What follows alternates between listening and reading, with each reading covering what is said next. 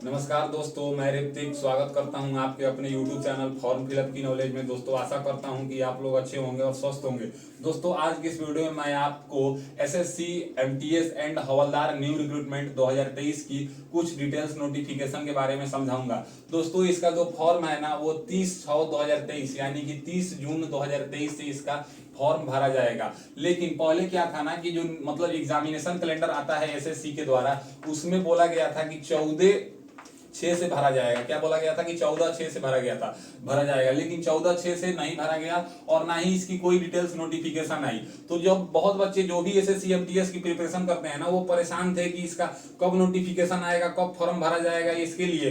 तो एसएससी ने 28 को क्या कि 28/6 को एसएससी ने 28/6 को इसका नोटिफिकेशन जारी किया है कि 28/6 को इसका नोटिफिकेशन जारी किया है कि हमारा जो फॉर्म है ना वो 30/6 से भरा जाएगा। यानी कि आज 28 से है, यानी कि 2 दिन मतलब एक दिन 29 को रुक के और 30 को फॉर्म भरा जाएगा। इसकी अगर हम बात करें तो इसका अप्लाई डेट अगर 30/6 को स्टार्ट होता है तो 30 दिन अप्लाई डेट रखा जाता है, यानी कि एक महीने बाद इसकी लास्ट डेट हो जाती है। और हम इसकी बात करें फी की तो जनरल, ओबीसी, ईडब्ल्यूएस कैटेगरी के लिए 100 रुपए का एप्लीकेशन फी लिया जाता है और एससी एसटी के लिए एप्लीकेशन फी में मतलब नहीं लिया जाता है। एज लिमिट की बात करें तो 18 से 25 साल जनरल कैटेगरी और एसटी कैटेगरी को एज रिलैक्सेशन मतलब एज दिया जाता है और 27 साल किसी किसी पोस्ट के लिए, यानी कि पोस्ट वाइज किसी पोस्ट में 18 से 25 दिया जाता है और किसी पोस्ट में 18 से 27 दिया जाता है।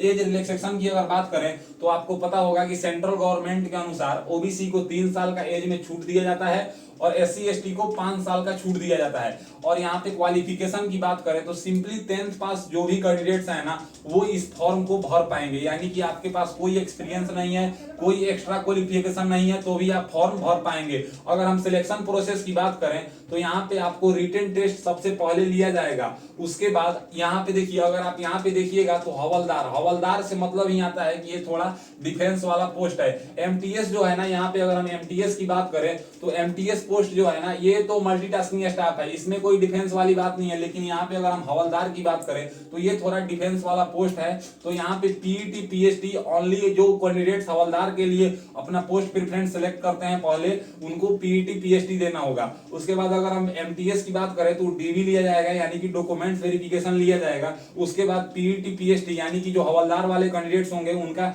डिटेल्स मेडिकल एग्जामिनेशन लिया जाएगा, यानी कि डीएमई इनसे लिया जाएगा। अगर रिटर्न की सिलेबस की बात करें तो सेशन 1 जो है ना, यहाँ पे सेशन 1 में बताया जा रहा है कि देखिए ओनली क्वालिफाई नेचर का होगा। ये केवल और केवल आपको पास करना होगा।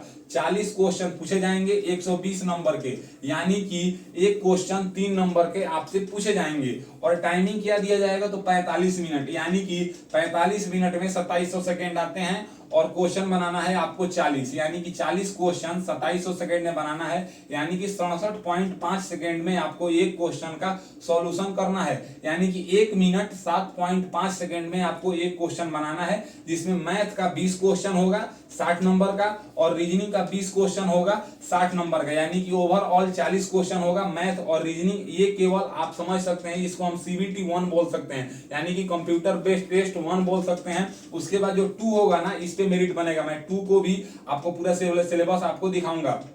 उसके बाद अगर हम सेशन 2 की बात करें, इसके बाद जो ये लोग क्वालिफाई करेंगे ना वो सेशन 2 में आएंगे। सेशन 2 की अगर बात करें तो ये फाइनल मेरिट निर्धारित करेगा कि आपका जो पोस्ट है ना वो कौन सा मिलेगा, स्टेट कौन सा मिलेगा, ये सेशन 2 बताएगा एग्जामिनेशन। इसमें जो है ना 50 क्वेश्चन पूछे जाते हैं 150 नंबर के, यानी कि एक क्वेश्चन जो है वो 3 नंबर के पूछे जाते हैं और आपको 50 क्वेश्चन का सॉल्यूशन जो है 45 मिनट में, यानी कि फिर 2700 सेकंड में आपको 45 मिनट बोले तो 2700 सेकंड, मैं सेकंड बोल रहा हूं, आप लोग घबराइएगा मत सेकंड सुन के। ये 45 मिनट का मतलब 2700 सेकंड, ये 2700 सेकंड में आपको 50 क्वेश्चन का सॉल्यूशन करना होगा। लगभग मतलब 54 सेकंड में आपको एक क्वेश्चन का, 1 मिनट से थोड़ा कम में आपको एक क्वेश्चन का सॉल्यूशन करना होगा। जीए यानी कि जनरल अवेयरनेस का 25 क्वेश्चन आपको सॉल्यूशन करने होंगे और इंग्लिश का 25 क्वेश्चन सॉल्यूशन करने होंगे। यही आपका मेरिट निर्धारित करेगा, यानी कि ये दोनों सेक्शन मिला के आपका मेरिट बनाएगा कि आपका जो सिलेक्शन है ना वो किस डिपार्टमेंट में हुआ है और किस स्टेट में हुआ है।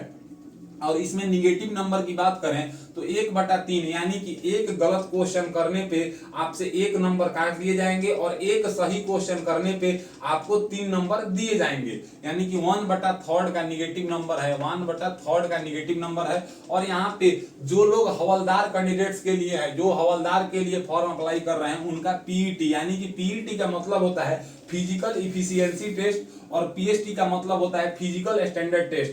फिजिकल इफिशियंसी टेस्ट में आपसे रनिंग लिया जाता है और फिजिकल स्टैंडर्ड टेस्ट में आपका हाइट वेट चेस्ट लिया जाता है। फिजिकल इफिशियंसी टेस्ट अगर मेल कैंडिडेट्स की बात करें तो आपको 1600 मीटर का रनिंग जो है वो 15 मिनट में करना है। अगर 1600 मीटर का रनिंग 15 मिनट में करना है यानी कि टाइमिंग बहुत ज्यादा है और डिस्टेंस कम है, यानी कि ये रनिंग नहीं ये वॉकिंग है, आप इसको वॉकिंग ही बोल सकते हैं। आप जो है ना 15 मिनट में वॉक करके भी 1600 मीटर का रनिंग कंप्लीट करेंगे। अगर फीमेल कैंडिडेट्स की बात करें तो इनको 1 किलोमीटर का वॉकिंग जो है वो 20 मिनट में कंप्लीट करना होगा। और यहाँ पे हाइट की बात करें तो 157.5 सेंटीमीटर का जो हाइट है ना वो मेल कैंडिडेट से लिया जाता है, ये रिक्वायर्ड है। और फीमेल कैंडिडेट्स की बात करें तो फीमेल में जो है 152 सेंटीमीटर का हाइट लिया जाता है, ये हवलदार पोस्ट के लिए है, मल्टीटास्किंग स्टाफ के लिए ये नहीं है, यानी कि ये केवल और केवल हवलदार पोस्ट के लिए है। चेस्ट की बात करें तो चेस्ट 81 से 86 सेंटीमीटर, यानी कि आपका चेस्ट नॉर्मल जितना है उसमें 5 सेंटीमीटर का आपको फुलाना है। जैसे अगर आपका नॉर्मल चेस्ट 81 सेंटीमीटर पहुंच रहा है, उससे कम है तो आप डिस्क्वालीफाई हैं, उससे ज्यादा ही आपका चेस्ट होना चाहिए, यानी कि 81 से आपका चेस्ट ज्यादा ही होना चाहिए। अगर आपका चेस्ट 100 सेंटीमीटर है तो आपको 5 सेंटीमीटर फुलाना है, 200 सेंटीमीटर है फिर भी आपको चेस्ट 5 सेंटीमीटर ही फुलाना है। अगर यहाँ पे बात करें फीमेल की तो फीमेल में चेस्ट का कोई रिक्वायर्ड नहीं है और फीमेल में एक रिक्वायर्ड और है जो कि जगह नहीं होने के कारण मैं नहीं लिख पाया हूं। यहाँ पे जो फीमेल में है ना वो वेट मांगा जाता है कि कम से कम फीमेल का वेट 48 किलो होना चाहिए, ये फिजिकल स्टैंडर्ड टेस्ट में आता है, यानी कि PET qualify physical efficiency test qualify करने के बाद फिजिकल स्टैंडर्ड टेस्ट में फीमेल कैंडिडेट्स का वेट कम से कम 48 किलो होना चाहिए। मेल कैंडिडेट्स में जो है ना वो वेट का कोई रिक्वायरेशन नहीं रखा गया है, यानी कि आप लोगों का जो है ना वेट अगर कितना भी है 50 किलो से कम है, यानी कि अगर आपका 50 से माइनस भी वेट है ना तो भी आप जो है ना इसमें फिजिकल में डिस्क्वालीफाई नहीं किए जाएंगे। लेकिन फीमेल को कम से कम 48 किलो वेट होना ही चाहिए। और यहाँ पे अगर हम बात करें तो ये सब क्वालिफिकेशन मतलब ये सब एलिजिबिलिटी क्राइटेरिया क्वालिफिकेशन नहीं, ये सब एलिजिबिलिटी क्राइटेरिया ओनली ऑन हवलदार वाले के लिए है, एमटीएस वाले के लिए ये नहीं रखा गया है। तो आई होप आज के इस वीडियो में आपको पता चल गया कि मेरे द्वारा जो मैंने डिटेल समझाया हूं SSC MTS and havildar new recruitment 2023 का, जिसका ऑनलाइन अप्लाई 30/6/2023 से स्टार्ट होगा और 30/7/2023 तक रहेगा। अगर मेरी दी हुई जानकारी आपको पसंद आता है तो मेरे वीडियो को लाइक कीजिए एंड ऐसे ही इंफॉर्मेटिव वीडियो के लिए मेरे चैनल को सब्सक्राइब कीजिए। आज के लिए बस इतना ही, मैं आपसे विदा लेना चाहूंगा, तब तक आप लोग देखते रहिए मेरा यूट्यूब चैनल फॉर्म फिलअप की नॉलेज।